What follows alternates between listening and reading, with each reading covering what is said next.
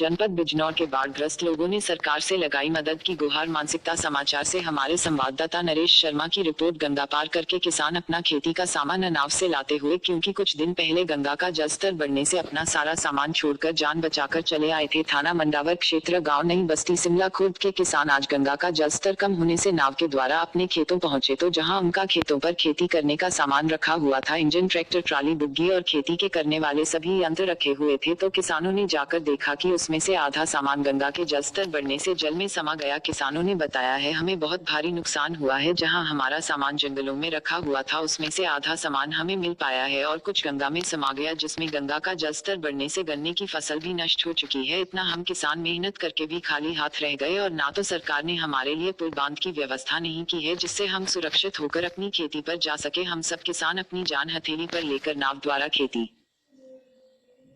करने जाते हैं और मन में यह रहता है कि शाम को अपने बच्चों में लौट आए ना लौटे। सरकार हम किसानों के लिए कुछ नहीं सोच पा रही। हमारी सरकार से विनती है कि जल्द से जल्द हम किसानों के बारे में सोचें और हमारी मदद करें। जो पता चला। क्या नाम है आपका? अतर सिंह जी। कहाँ के रहने वाले हैं आप? तो अब जब नाव द्वारा तुम आए हो, क्या गंगा पार करने गए थे, ये बताएं, इसके बारे में बताएं।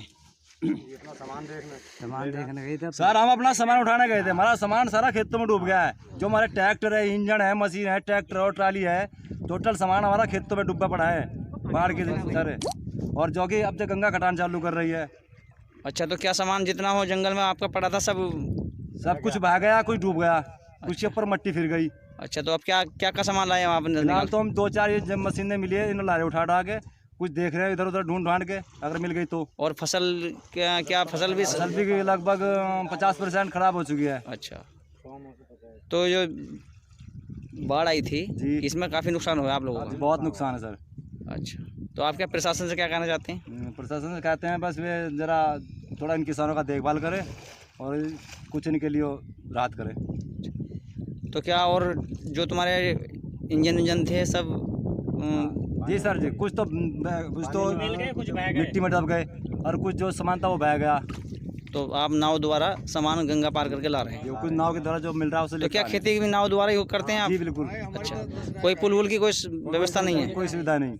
अच्छा अच्छा, 11 नाव बह चुकी है और जो हमारी कम से कम 15-16 नाव थी, वे सब बह गई गंगा में। अच्छा। अब दोबारा से बनाने चालू शुरुआत कर रहे हैं। ठीक। अब कोई थोड़ी बहुत सुविधा मिलेगी पुल वुल की तो बहुत अच्छा रहेगा यहाँ पर। अब यहाँ